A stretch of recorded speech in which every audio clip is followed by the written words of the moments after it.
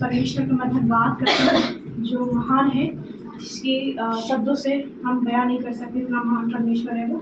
और उस परमेश्वर ने मेरे जीवन में बहुत बड़ी बड़ी चमत्कार किए और मेरे द्वारा भी ऐसे परमात्मा ने काम किया। तो पिता का बहुत धन्यवाद है और सभी को मेरा नमस्ते। और सिर्फ परमात्मा का धन्यवाद है। ये सच्चाई मुझे रामवती आंटी के द्वारा मिली, शिक्षा मुझे ज्ञानेश्वर से मिलती है।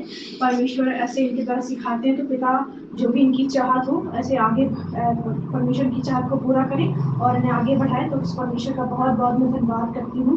ऐसे मेरे जीवन की पहली गवाही जब सच्चाई में मैं आई, है ना, मतलब दुख तो तभी भी था पहले से ही, पर जिसके जरिए से मैं विश्वास में बढ़ी, आगे बढ़ी, वो पहली गवाही ये थी कि मेरी मम्मी बीमार रहती थी। और ऐसे बहुत ज्यादा पापा जब से एक्सपायर हुए तो हम लोगों ने गांव छोड़कर सिटी में आ गए और वहाँ पे रहना स्टार्ट किया। तो ऐसे ना शैतान जो मम्मी को परेशान करता था, रात में 12 बजे ऐसे बुलाता था, आवाज दे देकर कि आओ आओ ऐसे करके। तो ऐसे बुलाता था और जिस जगह पे हम लोग रहते थे वहाँ पे नया एरिया था और हम लोग नए आके शिफ्ट हुए थे। तो वहाँ मम्मी का कोई नाम नहीं जानता था, पर फिर भी ऐसे बुलाता था हमें। तो मतलब ये बोला कि क्या किया जाए, कई बार जैसे निकल के भी चली गई, पर ऐसे परमेश्वर को चुनना था तो उसने बचा के रखा और सच में ऐसे विश्वास किया। मम्मी को चंगाई हुई रामवती आंटी के द्वारा और सच में ऐसे परमेश्वर का धन्यवाद है कि उस दिन से मेरी मम्मी बहुत अच्छी है, ना उसका बुलाना आया ना कुछ आया और सबकी सेवा बहुत अच्छी है और परमेश्वर उन्हें यूज भी कर रहा है। तो पिता का हम जितना धन्यवाद करें उतना कम है।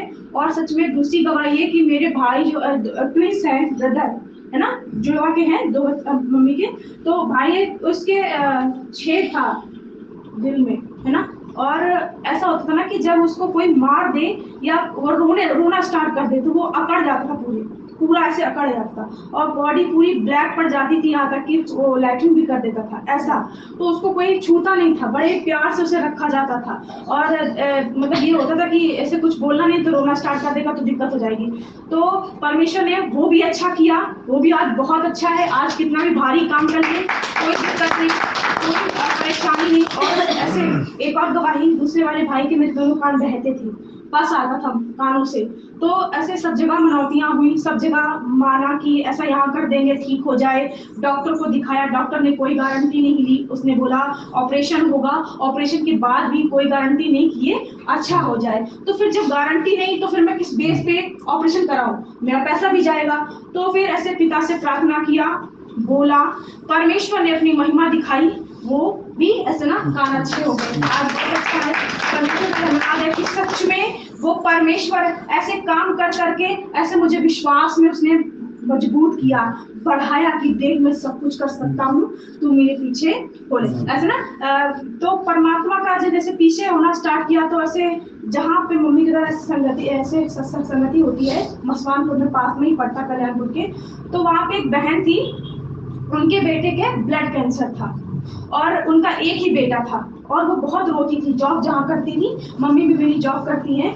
तो ऐसे वहाँ पे वो आती थी, जॉब नहीं करती थी बट वो रोया करती थी क्योंकि भाई जिसका एक बेटा होगा उसे दुख तो होगा। फिर ऐसी कुछ मतलब ऐसी जगह तबीयत खराब उनकी कि ब्लड कैंसर, वो तो बहुत जल्दी अच्छा नहीं होता।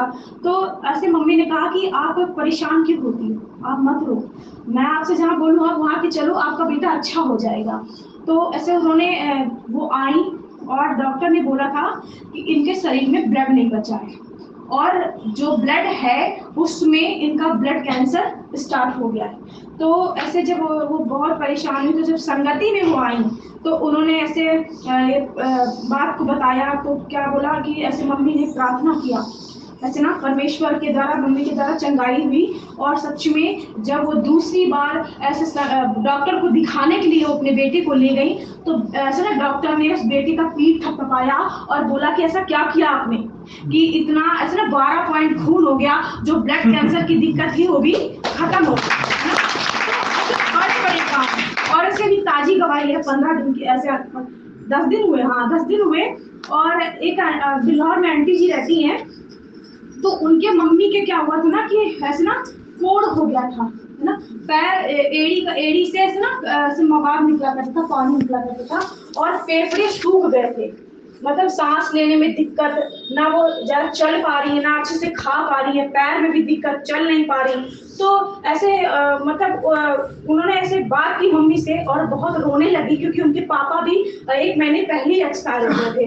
तो मम्मी अकेले बची, तो उन्होंने कहा कि मैं क्या करूं और मैं कैसे क्या करूं, मेरी मम्मी की तो ऐसी हालत खराब है। तो ऐसे मम्मी ने कहा आप परेशान मत हो, हम अभी ऐसे गाँव घर पे जाएंगे तो फोन से कॉल करूंगी, क्योंकि जिस फैक्ट्री में काम करती है वहाँ पे ये सब नहीं कर सकते, थोड़ा सा विरोध, क्योंकि जिनकी वो फैक्ट्री वो ब्राह्मण है, तो ऐसा नहीं करने देते, सब चीजें नहीं, आप नहीं कर सकते। तो ऐसे फोन से बात हुई, फोन से चंगाई हुई, और सच में जब वो ऐसे तीसरे दिन ऐसे आई, उनकी बिटिया जिनकी मम्मी की दिक्कत थी, वो बोलने लगी कि मेरी मम्मी बहुत अच्छी है और वो चल भी रही है, और उनके फेफड़े मतलब जो दिक्कत थी डॉक्टर को मैंने दिखाया वो अच्छी भी हैं। तो परमेश्वर आपकी समझ से बड़े बड़े काम करता है ना, जो हम सोच नहीं सकते। दुनिया कहती है कि ये अब नहीं हो सकता, ये तो बिगड़ गया, ये खत्म है, ये चल नहीं सकता, ये बोल नहीं सकता, ये हो नहीं सकता। परमेश्वर कहता है ये हो सकता है, ये हो सकता है, ये जरूर हो सकता। तो ये मतलब जो परमेश्वर है, ये मेरा परमेश्वर है, उसने हम सबको बुलाया है, ऐसा ना नाम ले लेकर के बुलाया, आओ। तो पिता का बहुत धन्यवाद है कि सच में उसने मुझे अच्छा किया, मेरी माँ को अच्छा किया, मेरे भाई को, क्योंकि सच में मैं गवाही दूं तो बहुत सारी गवाहियां, क्योंकि ऐसी सिचुएशन थी जब मैं गांव से निकल के आई तो मम्मी ने जॉब करना स्टार्ट किया, तो ऐसा समय होता था कि मम्मी कभी सूखी रोटी लेके जाती थी, कुछ नहीं होता था, क्योंकि ये गवाही है और शेयर करना बहुत जरूरी है। परमेश्वर ने मुझे कहाँ से उठा करके कहाँ खड़ा कर दिया, उसने कहा मैं तुझे पूछ नहीं बल्कि सिर ठहराऊंगा। तो ऐसे गवाही कि ऐसा समय था कि मेरे पास कपड़े नहीं होते थे, मैं सच बता रही हूँ, कोई बात नहीं कि मैं शेयर करूं, ये गवाही है कि उसने मेरे जीवन में क्या किया है, वो महान परमेश्वर, उसने मेरे जीवन में कैसे मुझे संभाला है। उसने, मेरे पास कपड़े नहीं होते थे और मेरे पास सिर्फ एक जीन्स होती थी, और मैं कहीं मुझे जाना होता था मैं उसे पहन लेती थी, शाम को धुल के डाल दिया, सुबह फिर जाना फिर वही पहनना, ऐसी सिचुएशन। और जो मेरी फ्रेंडें थी तरह तरह के कपड़े पहनती थी, तो मुझे ये लगता था कोई नॉर्मल सी बात है, लड़कियों को ऐसी चीजें पसंद ही होती हैं, वो सच्चाई में हो या ना हो, है ना। तो मेरी फ्रेंड के पास बहुत सारे कपड़े, तो मेरा मन थोड़ा सा उदास हुआ कि पिता इनके पास तो बहुत सारे कपड़े हैं, तो मैंने कहा ये मेरे पास क्यों नहीं, ऐसा मैंने नहीं बोला, इनके पास बहुत सारे कपड़े हैं, मैंने इतनी बात कही, और पिता तू भी मुझे दे सकता है, तू भी मुझे दे सकता है। और ऐसे मैंने रात में मैं ऐसा करके सो गई, और सच में जब सो गई तो रात में परमेश्वर ने मुझे दर्शन के द्वारा सपने में दिखाया कि संजय सर के द्वारा मुझे सिखाया कि जो चीज तुम्हें मिली हुई है ना, ये उनसे बहुत बढ़कर है। अगर तुम्हें जो मिला, अगर उस चीज के पीछे भागोगी तो जो तुम्हें मिला है ये तुम खो दोगी, उस पर नहीं, इस पर ध्यान लगाओ। और मैं बताऊं आपको कि आज का समय है, और वो एक समय था, वो है नहीं, वो था। आज का समय मेरे पास इतने सारे कपड़े हैं कि मैं जब अलमारी खोलती हूँ तो मैं सोचती हूँ मैं पहनूं क्या, ये हवा ने मुझे दिया, उस परमेश्वर ने मुझे दिया, है ना। और सच में मेरे पास फोन नहीं था, एक फोन था, तीनों भाई एक ही में चलाते थे, तो कोई इधर लड़ रहा, मैंने इतना टाइम चलाया, ये वो, तो फोन भी इतना हीट करने लगता था। और तो मैंने कहा पिता अब तो मुझे पर्सनल चाहिए, और सबको दिलाओ, ऐसा नहीं मुझे ही चाहिए, इनको भी दिलाओ ताकि ये सेटिस्फाइड हो, है ना, मेरे पीछे मत आए। तो ऐसे मैंने पिता से प्रार्थना किया, और सच में परमेश्वर ने तीनों भाइयों को फोन दिलाया, और ऐसे वैसे नहीं 20,000, 25,000, 22,000 ऐसे फोन दिलाए। तो ये कौन करने वाला है? परमेश्वर, जो आप सोच नहीं सकते। कहने का मतलब मेरा ये है, संसार में भी होते होंगे काम, होते होंगे, मैं मानती हूँ होते हैं, पर ऐसी स्थिति जिसके पास खाने को ना हो, पहनने को ना हो, वो अगर 20-20, 25-25 हजार का 3 फोन उसके घर में है, तो कोई छोटी बात नहीं है, बिल्कुल नहीं छोटी बात है। तो वो चीज मेरे जीवन में हुई, वो चीजों को मैंने देखा कि परमेश्वर सच्चा है, उसके सिवा कोई परमेश्वर नहीं है, वही एकमात्र परमेश्वर है। तो पिता ने मुझे यहाँ से उठाकर के यहाँ किया, और यहाँ से उठाकर के वो यहाँ करने वाला, और आप सबको करने वाला है ना। तो पिता का बहुत धन्यवाद, यही मेरे जीवन की गवाही है, और मेरी चाहत है ये पिता